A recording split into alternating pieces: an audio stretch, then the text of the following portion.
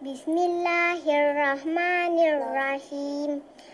Allahumma ftah alaina hikmataka wa nashur alaina min khazaini rahmatika ya arhamar rahimi. Amin.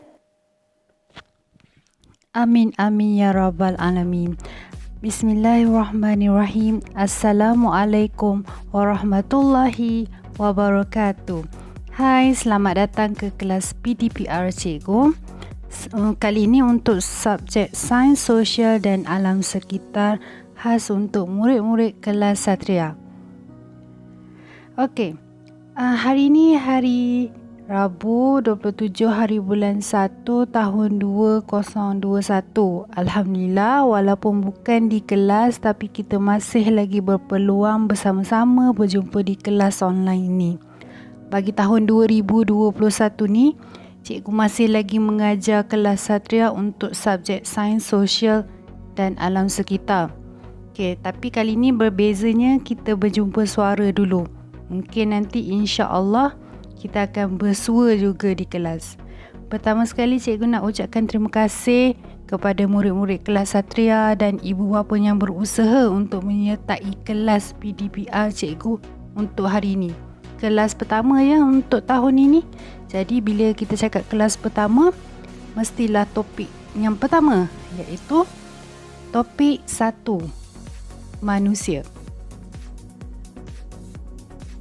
Okey. Tahun lepas semasa kamu di tingkatan 4, topik 1 masih lagi manusia, iaitu kita bercerita tentang sistem pembiakan. Jadi tingkatan 5 ni sama, masih lagi bercerita tentang manusia, tapi kita up sikit. Daripada sistem pembiakan, kita pergi ke topik kehamilan.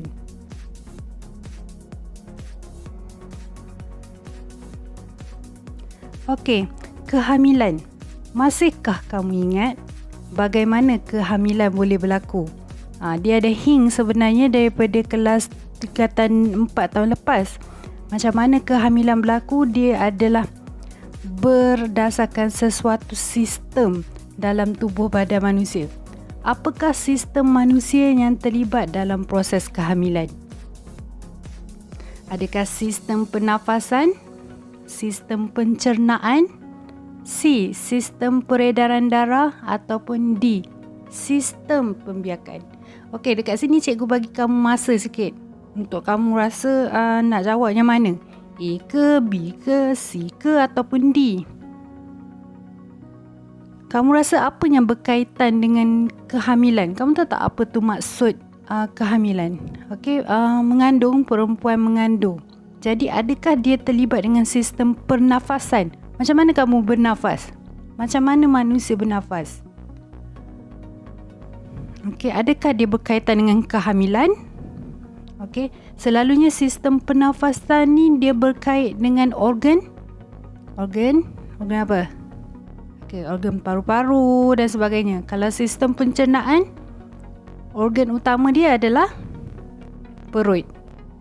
Okey, kalau sistem peredaran darah pula, organ utamanya adalah jantung. Dan bagaimana pula dengan sistem pembiakan? Adakah ia berkait dengan kehamilan? Apa jawapan kamu? Okey, murid-murid kelas Satria, boleh tak kamu berikan jawapan untuk soalan ini? A, B, C ataupun D? Okey, cikgu harap kamu dah ada jawapannya. Kita tengok jawapannya. Jawapan yang betul ialah ya, sistem pembiakan. Siapa yang menjawab sistem pembiakan tu, cikgu ucapkan tahniah sebab kamu masih boleh kaitkan logik dengan jawapan ini. Okey, sistem pembiakan berkait rapat dengan proses kehamilan. Manusia mempunyai sistem pembiakan. Begitu juga dengan haiwan.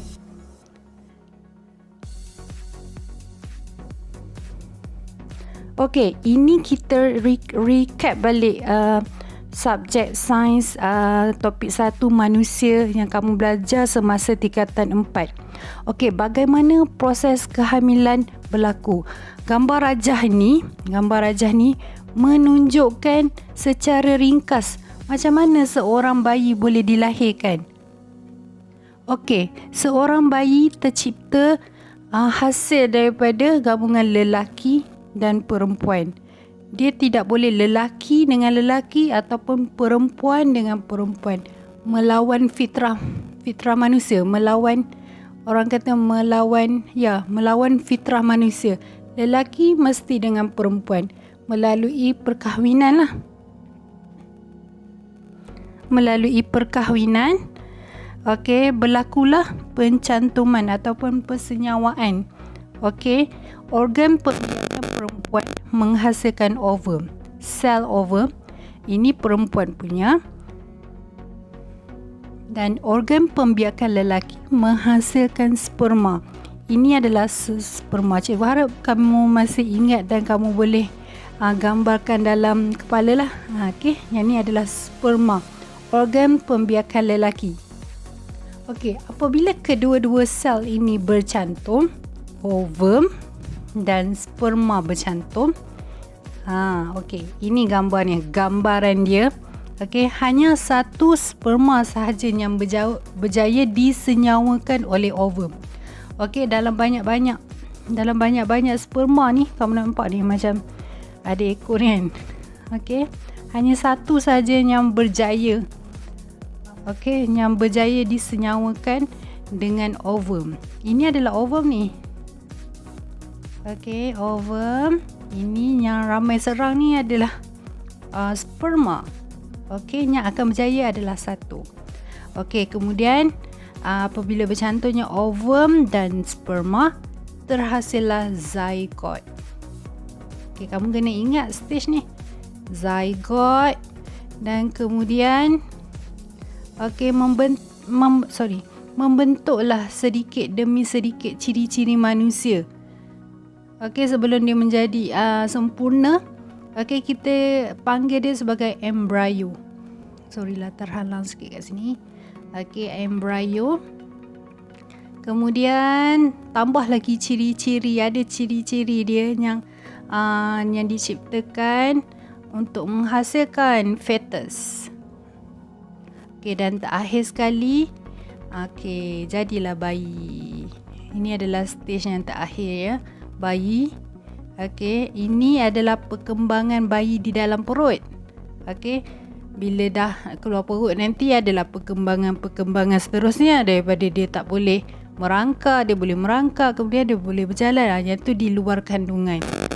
Okay, yang dalam perut inilah stage-nya. Okey, daripada sel lelaki perempuan, okey, bersatu menjadi zygote, embryo, fetus dan juga bayi. Okey, ini kita ulang kaji balik ni bab tahun lepas. Okey, cikgu harap kamu boleh ingat lagi. Okey, seterusnya. Okey, dalam bab ini, okey, ada 3 perkara yang kita akan tengok. Kita lihat secara atas permukaan sahajalah. Okey, yang pertama ialah maksud kehamilan. Apa tu kehamilan? Okey, yang kedua, 3 fasa kehamilan. Ada 3 fasa kehamilan yang akan dialami oleh ibu-ibu hamil. Okey, apa nama 3 fasa tu? Okey, kita akan tengok nanti. Dan seterusnya, nutrisi ibu hamil. Bila kita bercakap tentang nutrisi ni, dia berkait dengan makanan. Okey, ibu-ibu ni kena ambil makanan yang macam mana? Apa makanan yang penting, apa makanan yang mempunyai kelebihan kepada mereka, dan mengapa mereka kena ambil makanan yang banyak yang bernutrisi. Okey, kita akan tengok nanti ya.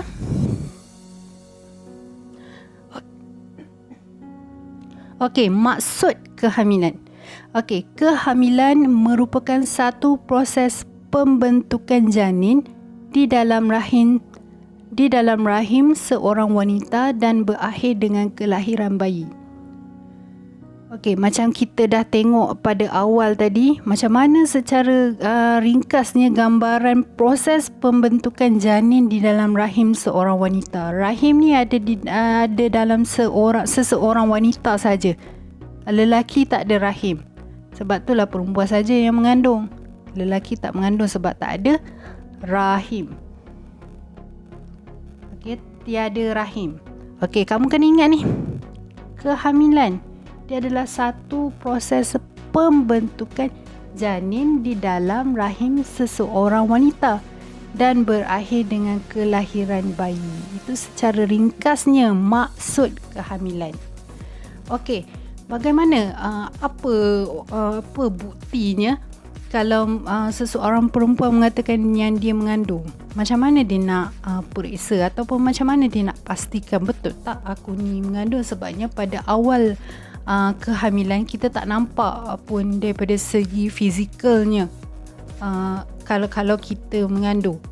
Okey, salah satu caranya untuk mengesan kehamilan ialah dengan menjalani kajian klinikal. Sama ada kita nak menggunakan alat pengesanan kehamilan. Okey, alat ni ada dijual di kedai ataupun farmasi dan boleh juga didapati di klinik-klinik lah. Tapi sebelum kalau kita pergi klinik untuk mengesahkan kehamilan, okey, kita juga dinasihatkan untuk periksa sendiri. Maksudnya jangan macam mana kita nak periksa, bukannya kita pegang perut kita, oh rasanya ada kot ni baby. Tak ya, kita kena secara klinikalnya kita kena beli alat pengesanan kehamilan dan periksa melalui air kencing kita. Itu cara yang betulnya. Itu caranya orang kata peratus yang tinggilah ketepatan dia. Okey, sama ada negatif ataupun positif. Ketepatan dia adalah tinggi kalau menggunakan alat alat pengesanan kehamilan. Okey, gunakan alat ini. Kalau orang tanya macam mana nak kesan kehamilan, kamu kata guna alat pengesanan kehamilan. Okey, ibu hamil juga perlu menjalani pemeriksaan rutin di klinik. Okey, kalau dah positif, maksudnya kamu akan tambah rutin harian. Bukanlah rutin harian, rutin jadual berkala pergi pemeriksaan di klinik. Untuk apa? Penting tak pemeriksaan rutin di klinik ni? Ya, sangat penting untuk ibu dan anak dalam kandungan tu, supaya sentiasa sihat sampai sampai kelahiran bayi, dan penting juga untuk perkembangan bayi pada masa depan mereka. Okey, semuanya berkait rapat. Okey, habis kepada 1.1.1 iaitu maksud kehamilan, kita pergi pula ke 1.1.2 iaitu bercerita tentang 3 fasa kehamilan. Okey, cikgu bagi tahu tadi ya. Kehamilan ni ada 3 fasa. Apakah nama fasa-fasa tersebut? Okey, yang pertama sekali adalah fasa paling awal sekali lah, dinamakan sebagai trimester 1 ataupun first trimester. Okey, cuba kamu sebut. Trimester 1. Trimester 1. Trimester 1 ini adalah peringkat paling awal dalam kehamilan, iaitu dia merujuk kepada usia kandungan 1 hingga 14 minggu. Kira-kira 0 hingga 3 bulan lah. Okey. Okey, kemudiannya kita pergi ke peringkat yang kedua, iaitu trimester 2. Trimester 2. Cuba kamu sebut. Trimester 2. Okey, bagus. Trimester 2 merujuk kepada usia kandungan yang berumur 14 hingga 27 minggu. Maksudnya fasa ini janin dalam rahim ibu dah semakin membesar lah. Okey. Okey, kemudian trimester ketiga. Okey. Trimester ketiga ialah peringkat terakhir untuk bayi dalam kandungan. Ia merujuk kepada usia kandungan sekitar 27 hingga 40 minggu. Okey, 40 minggu ni sebelum bayi dilahirkan. Okey, dinamakan sebagai trimester 3 lah. Masa ni barulah kamu nampak ibu hamil tu baru nampak sarat. Sarat membawa perut dia yang memboyot tu kan. Itu selalunya dah peringkat akhir. Trimester yang ketiga dah bersedia untuk melahirkan anak. Okey. Okey, trimester 1, 2, 3 ni sangat penting dalam proses kehamilan ni lah, untuk ibu, untuk anak. Bukan kata masa trimester ketiga je kena jaga. Trimester 1 pun kena jaga kandungan, trimester kedua pun kena jaga kandungan, trimester ketiga pun penting. Semua peringkat penting. Bukannya kata bila dah sampai trimester 3 baru kena jaga dan nak bersalin kan. Tak. Dia kena berjaga-jaga daripada awal lagi. Okey, itu sahaja kita bercerita tentang 3 fasa kehamilan. Cikgu tak nak sentuh banyak-banyak, nanti kamu pening. Jadi apa yang kamu perlu tahu adalah apakah nama 3 fasa kehamilan tadi. Trimester 1, 2 dan 3. Yang tu kamu kena tahu, dan berapakah usia kandungan setiap trimester tu. Kalau soalan tanya, okey, Aminah sedang mengandungkan anaknya pada usia 27 minggu. Okey, apakah trimester yang berkenaan? Okey, kamu kena jawab trimester 1 ke 2 ke 3. Okey, jawapannya adalah trimester ketiga lah, kalau usia kandungan 27 minggu. Boleh? Okey, bagus. Tahniah, cikgu tahu kamu mudah faham. Okey, seterusnya kita pergi ke 1.1.3, iaitu nutrisi ibu hamil. Okey, macam cikgu cakap pada awal intro tadi, nutrisi ni berkaitan dengan makanan. Okey, kalau kita tak mengandung pun, kalau ibu tak hamil, kalau kamu tak terlibat dengan ibu hamil pun, kamu kena mementingkan nutrisi yang kamu ambil dalam setiap hari. Sesiapa pun, nutrisi adalah penting. Nutrisi yang baik adalah sangat penting dalam kehidupan. Apatah lagi untuk ibu hamil. Okey, memang kena berjaga-jagalah bab makanan ni. Okey, kita tengok dialog antara ibu hamil dengan nurse, dengan jururawat dekat bawah ni. Yang pertama, mengapa saya perlu makan secara sihat semasa hamil? Okey. Lepas tu, nurse ataupun jururawat ni cakap, puan perlu amalkan pemakanan sihat untuk bayi yang sihat, untuk mengekalkan kesihatan ibu dan memenuhi keperluan nutrien dan memastikan pertambahan berat badan yang bersesuaian semasa hamil.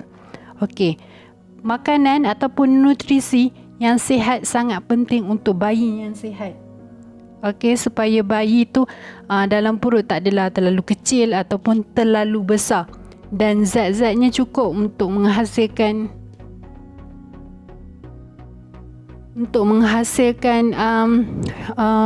penghasilan gigi, penghasilan sel-sel dalam otak. Semua sangat penting. Semuanya adalah daripada pemakanan ibu. Daripada mana bayi dalam perut tu dapat makanan? Dia boleh ke makan sendiri? Tak boleh kan? Semuanya dia ambil daripada ibunya. Ibulah yang supply kat dia. Ibulah yang menyediakan makanan untuk dia. Apa yang ibu makan, dia makan. Okey, kemudiannya mengekalkan kesihatan ibu. Okey, ini sangat penting lah. Kalau tak makan, macam mana ibu nak dapatkan tenaga? Ataupun kalau ibu makan makanan yang tidak membantu memberi memberi zat ataupun tenaga, macam mana ibu ni nak bertenaga membawa bayi dalam kandungan. Macam mana kalau tak bermaya, kalau lemah, kalau tak sihat, macam mana dia nak macam mana nak bawa bayi dalam kandungan. Dan yang ketiga, memenuhi keperluan nutrien lah. Okey, supaya berat badan ibu tak berlebihan ataupun berkurangan. Orang kata kalau kita mengandung ni kita kena makan untuk 2 orang. Sebenarnya tak. Makan untuk seorang lah, macam biasa. Jangan terlalu lebih supaya kita takut kalau ada komplikasi sampingan. Contohnya macam kencing manis ataupun darah tinggi. Bukannya kata kalau mengandung tu boleh balon untuk kalau kembar 3, kamu kena makan untuk 3 orang. Tak, itu adalah rumus. Okey, itu adalah kepercayaan karut ataupun kepercayaan merepek lah, sengaja nak makan lebih kan. Okey, yang kedua. Okey, tanya ibu hamil, jenis makanan macam mana yang berkhasiat untuk saya? Okey, jawab jururawat, puan perlu mengamalkan pemakanan yang seimbang mengikut piramid makanan semasa hamil. Okey, kita nampak kalau tak hamil pun kena ikut piramid makanan. Kalau nak ikut pemakanan yang sihat lah. Kalau kamu tak hamil pun kamu kena ikut piramid makanan sepatutnya. Okey, sebab piramid makan tu adalah panduan pemakanan sihat yang paling mudah difahami. Okey, soalan yang ketiga. Ada tak makanan yang perlu saya makan lebih semasa hamil? Dia tanya, ada tak makanan yang kena ambil lebih ke, kena makan lebih ke, yang penting untuk bayi? Okey, yang pertama adalah, yang pertama, pilih makanan yang mempunyai tinggi bahan nutrien seperti kalsium. Okey, untuk pertumbuhan tulang bayi dan vitamin A. Okey, pengambilan vitamin A perlu tinggi. Contohnya hati ayam, susu, telur ayam. Okey, kemudian vitamin B kompleks seperti hati ayam, daging tanpa lemak, ikan dan susu. Kemudian vitamin C, buah-buahan seperti jambu, betik dan limau. Dan asid folik, sayuran berdaun hijau, hati dan kacang. Ni kalau kamu ibu hamil, ini pemakanan yang selalu disarankan oleh jururawat dan doktor. Okey, untuk menambah asid folik, kita tak nak bergantung kepada tablet ataupun ubat, tapi lebih kepada makanan yang sebenarnya makanan lah, macam sayur-sayuran. Tak mau bergantung kepada ubat sangat. Okey, itu dia. Dan kemudiannya, ambil makanan tambahan jika disarankan oleh doktor ataupun pakar pemakanan. Okey, soalan yang seterusnya. Ada tak makanan yang perlu saya elak semasa hamil? Okey, jawapannya, puan perlu elakkan makanan seperti berikut, iaitu makanan mentah seperti sushi. Okey, makanan yang mentah yang tak masak macam sushi. Sushi ni dia sejenis makanan Jepun yang tidak dimasak seperti filet ikan. Pernah makan tak sushi? Okey, ini kalau boleh dielakkan oleh ibu hamil lah. Okey, kemudian daging mentah. Okey, mentah juga ataupun separuh mentah pun tak boleh. Kemudian makanan yang tercemar dengan merkuri. Okey, makanan yang dah tercemar lah, dah terdedah ataupun dah rosak. Kemudian makanan beralkohol ataupun minuman beralkohol seperti arak.